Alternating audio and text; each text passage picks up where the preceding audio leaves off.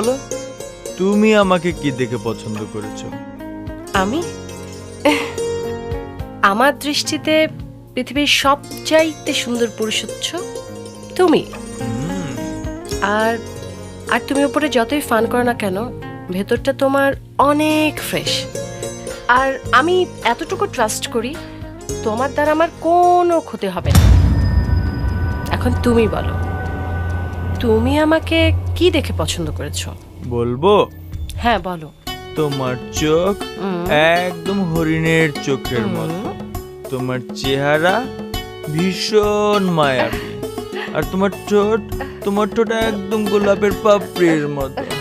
শোনো, সব মিলিয়ে তুমি অপরূপ সুন্দরী, যা আমাকে পাগল করে তোলে। আরে কি করছো অভি? আরে তুমি সব কি করছো? নূপুর,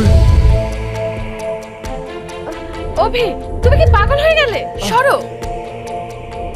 নূপুর, what is the problem? You are my girlfriend, yaar. Listen baby, please listen. এখানে আসার উদ্দেশ্য তো একটাই, আমরা আনন্দ করব, ফুর্তি করব, লেটস এনজয়, না? Let's fun.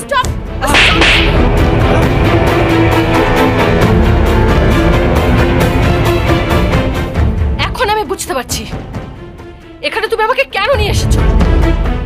তুমি আমার এই দেহটাকে ভোগ করতে চাও। তোমার এই প্রেম ভালোবাসা সবই ছিল নাটক।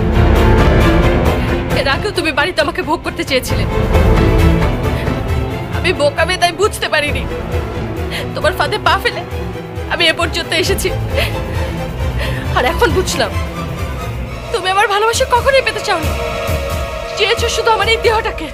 ওই কিসের এত অহংকার তোমার? কিসের এত অহংকার? গায়ের চামড়া সাদা সেজন্য? আরে তোমার থেকে অনেক সুন্দরী মেয়েরা আমার কাছে লাইন ধরে পড়ে থাকে। সেই তুলনায় তুমি অনেক পেছনে পড়ে আছো। অভি চুপ, একদম চুপ। আজ তুমি উঁচু গলায় কথা বলছো, ভুলে গেছো তোমাকে লেভেল, তোমাকে স্ট্যান্ডার্ড দিয়েছি এই আমি অভি। কলেজে সবাই তোমাকে আপা বলে রাখতো, আপা আসসালামু আলাইকুম। সেই অভিশাপ থেকে তোমাকে মুক্ত করেছি আমি। ছি, তুমি এত নীচ, এত হীনমনা, সেটা আমার জানা ছিল না। এখন থেকে জেনে নিলাম। আমি তোমাকে ঘৃণা করি। I hate you.